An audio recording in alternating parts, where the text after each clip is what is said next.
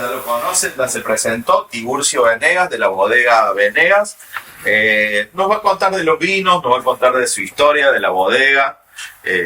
Así que nada mejor que recibirlo con un buen aplauso. ¡Vamos!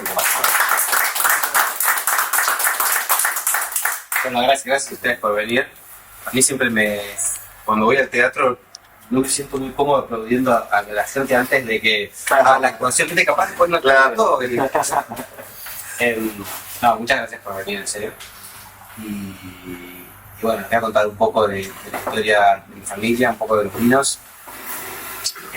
Para empezar, yo no soy, se los aclaro de antemano, un experto. Yo no soy enólogo, mi padre no es enólogo. Por más de que él hace los vinos, digamos, quiero decir, él tiene una formación académica y yo tampoco, con lo cual, si en algún momento me preguntan algo que no sé, les voy a decir muy sinceramente, no tengo la menor idea. Pero bueno, mi padre empieza con Venegas en el 99, pero mi familia viene hace mucho tiempo en el mundo del vino. Para que se den una idea, por 1880, en aquel momento Mendoza solamente vivía del trigo y de la alfalfa. El trigo en los oasis bajo riego y la alfalfa para las vacas que venían caminando a pie desde la pampa, que iban a ser vendidas a Chile, pero llegaban a Mendoza piel y hueso, se usaba la alfalfa para alimentarlas y luego ser cruzadas a Chile. Y empezaron a pasar dos cosas. Por un lado, en los alrededores de Buenos Aires se empezó a haber mucho trigo y entre la cantidad de agua que había ahí y el flete corto a Buenos Aires, el trigo de Mendoza quedó devastado. Y por otro lado se empezó a hacer el ferrocarril y las vacas dejaron de tener que caminar tanto, ya eran transportadas en el ferrocarril, con lo cual Mendoza estaba en una crisis muy muy importante económica y en ese estado de cosas que llega Tiburcio Venegas a Mendoza y bueno, él entre otras cosas fue gobernador de Mendoza y en una de sus gobernaciones hizo traer a Chipoletti, un ingeniero italiano que a mí me gusta mucho su historia porque era un tipo muy muy reconocido, mucha plata en Italia, que decidió irse a Mendoza y apenas llega, él se va a donde vivían los indígenas con su carpa, se pone ahí y empieza a estudiar su sistema de riego. Y el sistema de riego de Mendoza está hecho en base a lo que ellos hicieron. Y de hecho Mendoza es un gran desierto. Todo lo que está hecho en Mendoza, cada árbol que ven ahí, está ahí gracias al sistema de riego que tiene Mendoza. Que es similar al sistema sanguíneo, de hecho que tiene estas arterias, las venas más pequeñas, y cada uno llega a distintas partes. Si vas a Mendoza, hay todas las arterias, imagino que habrá llegado.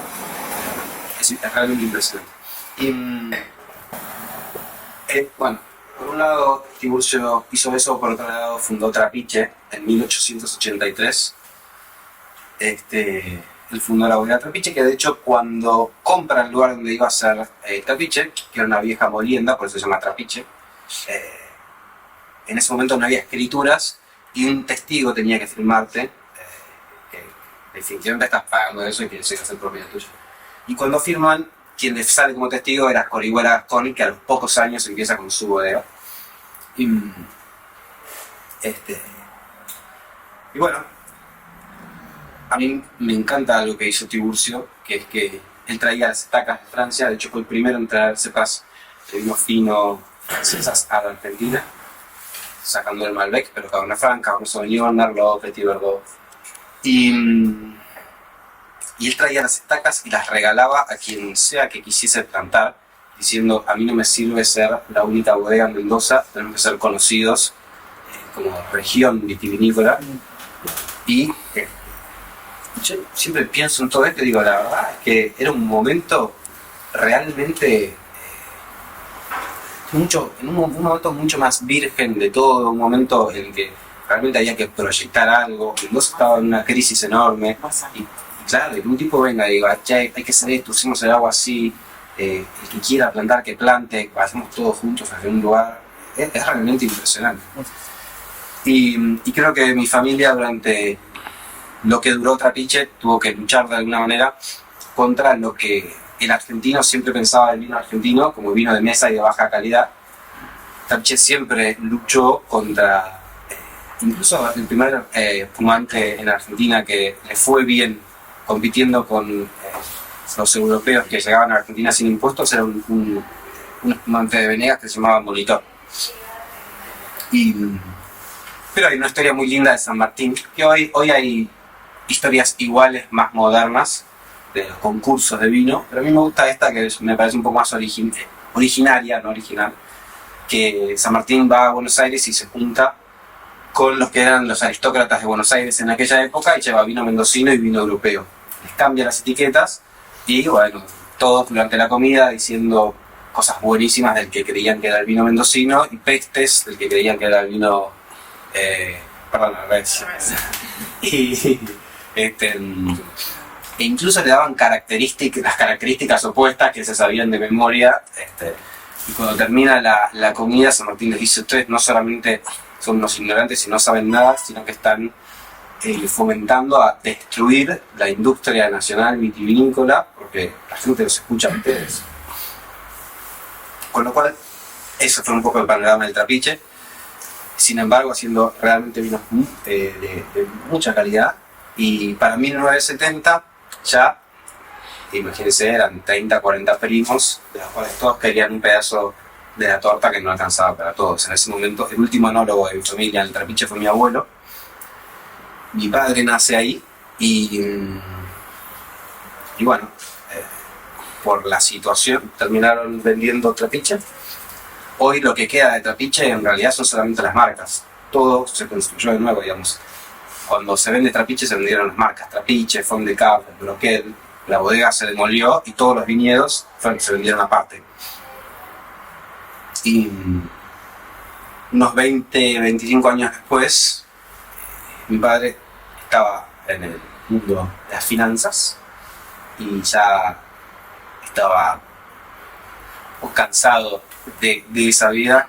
Y tu padre tuvo un gesto muy lindo que fue volver a poner de pie, por así decir, la historia de la familia y recupera probablemente una de las viñedas más importantes de Mendoza, que tiene viñedos muy antiguos, todos plantados por la familia Venegas, incluido un Cabernet Franc que es por lo menos de 1899, lo que hace el Cabernet Franc más antiguo del mundo en producción, prefiloxérico, y que de hecho los papeles que nosotros tenemos, esto con papeles, y después puede haber alguna planta en el vecino de algún francés, pero viñedo activo en producción prefiloxérico con registros es el más antiguo del mundo.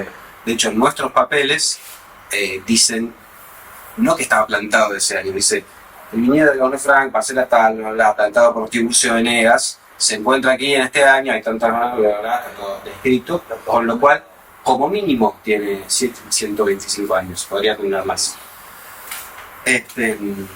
Y bueno, ahí es cuando empieza Federico con la bodega, y de hecho, relacionado al Cabernet Franc, hizo un par de consultorías con Michel Roland, y cuando llega Michel Roland no lo podía creer, con todo el Cabernet Franc, porque dice: esto es único en el mundo, porque es como era el Cabernet Franc en Burdeos en el siglo XIX, que no existe más. No es tan viracínico como Exactamente. el actual. Exactamente. Y hay una historia, disculpa, me voy a contar algo, ¿verdad? No, por favor. Don Tiburcio, como trajo las varas, las estacas de Francia, después los dueños de los grandes chateaux franceses vinieron a decirle: por favor, devolvernos alguna de estas. Y él con gusto, porque era como vos decís, Totalmente. compartía sin problema, era muy visionario. Con la gente ahí, con la gente de Mendoza mucho más, pero a los franceses también. 100%. Le volvió a dar, porque era la reserva genética. Claro. Único. Ese Cabernet Franc es único en el mundo. Totalmente. 100%. Y justamente por eso, bueno, en realidad Michel Roland le dice a Federico, mi padre es, él dice: no podés hacer 100% Cabernet Franc, el Cabernet Franc es solamente una cepa de corte para hacer blends. Y Federico le dice: mirá, tengo el viñedo más Cabernet Franc más antiguo del mundo, lo plantó mi bisabuelo, voy a hacer lo que quiera. Y fue el primero en Argentina en hacer 100% Cabernet Franc. Y El único Cabernet Franc en la Argentina. Era en ese momento sí. no había nadie que hacía el 100%. Totalmente. Al año siguiente empezaron a plantar todos. Después sí empezó la Bueno, ese es uno de los viñedos. Después tenemos otro viñedo que fue adquirido bastantes años después. Está en el Valle de Uco, en Gualtallarí, en un lugar muy particular de Gualtallarí que se llama el Monasterio, que es como el diamante del Valle de Uco, es el lugar.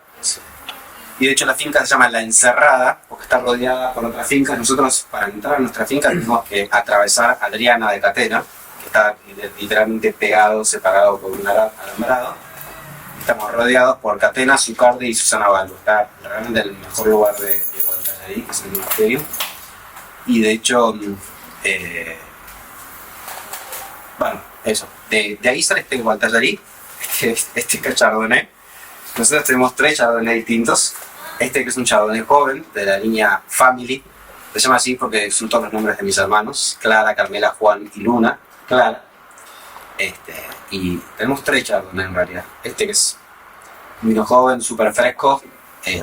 Un Chardonnay de 6 meses y un Chardonnay de 12 meses. Para mí hay algo que tiene de particular este Chardonnay, si se quiere, que es que la acidez que tiene este vino es 100% natural. Nosotros creemos que es porque las plantas de noche tienden a consumir parte de sus nutrientes, y en los lugares donde de noche hace más frío, en altura, de hecho este viñedo está a 1450 metros sobre el nivel del mar, dentro del 1% de los viñedos más altos de Mendoza. Ya al Malbec un poco más arriba de eso le empieza a costar un poco más tolerar los fríos, pero la planta en esos lugares tiende a consumir mucho menos ácidos de noche que lo que hace en lugares más cálidos. Entonces se conserva una acidez que es, para mí está perfecta, esta acidez. Está todo muy bien integrado acá, y hoy a mi modo de ver y a mi gusto también en Argentina se está haciendo mucho vino al cual le agregan ácido tartárico. Y cuando uno termina maceración o fermentación, no hace más nada con el sólido, lo manda a descarte y al laboratorio le podemos devolver ácido tartárico. Y nosotros no hacemos eso, la vista no lo necesita para nada. ¿Qué tal? Bien, Tu papá es ácido tartárico. 100%. Salió más o menos, un poco después que ese primer Cabernet Franc que les contaba, pero no tan lejos. Y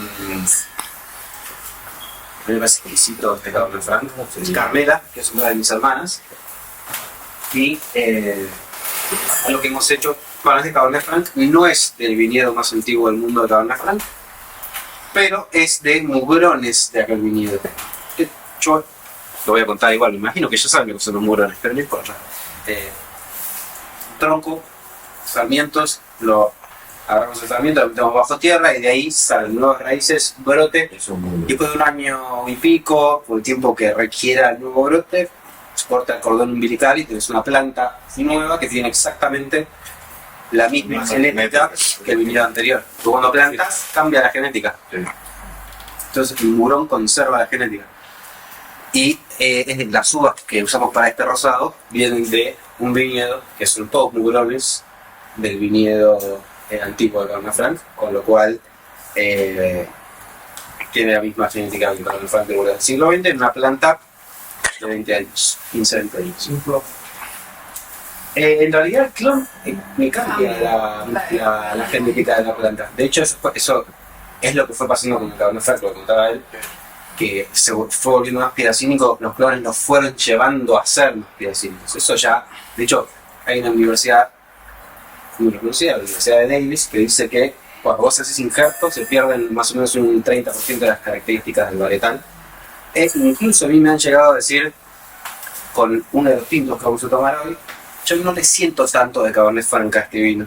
Y mi respuesta es, lo que pasa es que los Cabernet Francs que vos tomás ya casi, no sé si son Cabernet Franc, casi. Claro. Esto es el mayor exponente probablemente del mundo de lo que es el Cabernet Franc, porque es lo que originariamente era el Cabernet Franc. Entonces, charlábamos de eso. Lo que él se guardó en la memoria del Cabernet Franc es una mutación que ya está lejos de lo que era. Las uvas que, bueno, llegan a la bodega las uvas y, bueno, en realidad esto se cosecha 2 semanas antes que las uvas que se usan para el tinto, con lo cual, como cualquier fruta que uno come temprano, está más ácida y menos dulce, entonces tenemos más acidez y menos azúcar, un vino entonces con menos alcohol y más fresco. Ya este Malbec viene 100% de Gualtallarí, a 1450 metros sobre el nivel del mar. Y,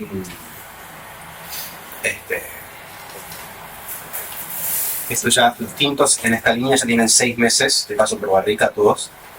Yo siempre pienso este vino, me gusta pensarlo así, como un vino de 3 generaciones. Un vino que uno se podría tomar con un hijo más inexperto en el vino y con un padre más experto. Porque está en un punto realmente para mí justo, está súper equilibrado, tiene un lindo cuerpo, tiene la fruta súper presente, pero la madera está redondeando todo muy bien y la acidez está, para mí, a mi gusto con los tintos también justa. Ahí.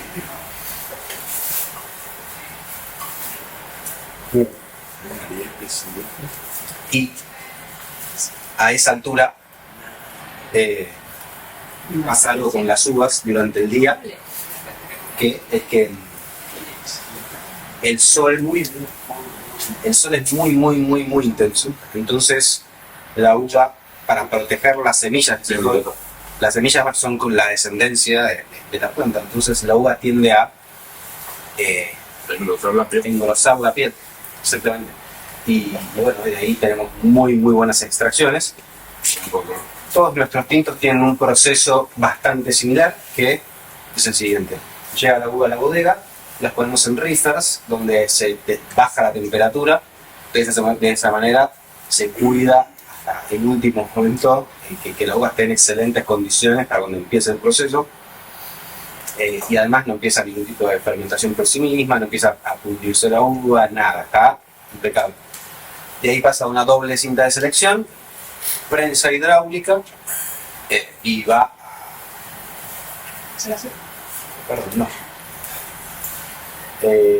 va de la doble cinta de selección al tanque. Y ahí sí hacemos una maceración en frío, como por 2 semanas, a temperaturas muy bajas, es mucho tiempo, pero de ahí tenemos muy lindas extracciones. Y de ahí, en la fermentación solamente usamos levaduras indígenas, no usamos levaduras químicas, de esas que te dan los aromas que vos querés. O sea, yo entiendo perfectamente que para grandes producciones es una locura querer hacer vinos con levaduras indígenas, pero bueno, si yo no me equivoco, me pueden corregir acá, cuando uno usa levaduras indígenas, el problema que tiene es que uno tiene que transformar glucosa y fructosa, y por lo general las levaduras propias de la uva siempre van a tener las levaduras que transforman la glucosa en alcohol, pero pueden carecer de las que transforman la fructosa en alcohol, entonces se vuelve engorroso el proceso y a difícil de terminar, puede no hacerse, hay que alimentar. En eso trabaja mucho la enología. Claro. Están los grandes pies de la botella. Por eso te habla que las levaduras autóctonas te dan más complejidad, porque las comerciales o más viejo, pero te dan mayor complejidad. Más complejidad y más unicidad también, me parece. Identidad, te da Total identidad. Sí. Cuando él empieza, los primeros 7 años de la bodega, hace 14 cosechas, 7 en Argentina y 7 en las temporadas opuestas en Napa, en la Toscana y en Francia. Y en uno de sus viajes a Francia, va a Lynch-Bath y se junta con el dueño de Lynch-Bath, que era Michel Cassés en ese momento. Y imagino que la conocen, pero Lynch-Bath es uno de los tratados más importantes de Francia. Y se ponen a hablar y investigando un poco se dan cuenta que por Lynch tenían un antepasado en común de Irlanda en Galway, que cuando fue la persecución católica, del siglo XV creo, se fueron todos a distintas partes del mundo y casualmente terminaron todos haciendo vino. Y ahí Michel Cassés demanda el que era el enólogo de Lynch Bass, Daniel Dios, a ayudarlo a mi padre con sus primeras cosechas. Y de ahí Daniel Dios le enseñó a probar la uva para determinar el momento de cosecha y no solamente hacerlo con análisis, que hoy es algo común, pero en ese momento no era algo para nada habitual. Y acá, y además hicieron un blend juntos de Cabernet Franc, Cabernet Sauvignon y Merlot, en honor a Medoc, que está buenísimo también. Tiene el viñedo de Cabernet Franc más antiguo del mundo, Cabernet Sauvignon de 1916 y Merlot del 56. Que claro, Finca Libertad tiene viñedos muy antiguos. El de Cabernet Franc, el de Cabernet Sauvignon 1916, Merlot y Petit Verdot del 56, Sangiovese del 35. Es realmente interesante. De hecho, el Meritage, que ahora se llama Old Vines Blend, es Cabernet Franc, son todos viñedos entre 70 y 125 años. Es realmente impresionante. Y encima el vino está espectacular, ¿no? 129, pero sí es de mugrones de aquel viñedo. Igual que el rosado. ¿Por qué somos mugrones para este viñedo? Pues tiene la producción alta y el viñedo de Cabernet Franc son solamente 2,5 hectáreas, con una producción muy baja. Para que se den una idea, para hacer vino fino en Mendoza, está considerado que está bien, que sea entre 5.000 y 8.000 kilos por hectárea. Más de eso suele tener mucha agua, la uva, no se llega. Y estos viñedos dan entre 2.000 y 2.300 kilos. Es muy poco.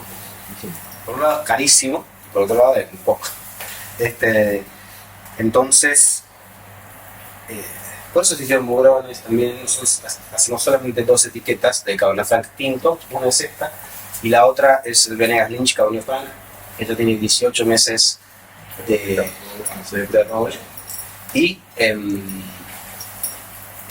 solamente se hacen 3.000 botellas al año, lo cual es nada. Y hoy trajimos algo muy especial porque es una botella de Cabernet Franc del 2006, con lo cual del viñedo más antiguo de Cabernet Franc del mundo, una botella que ya tiene 20 años, es algo muy especial.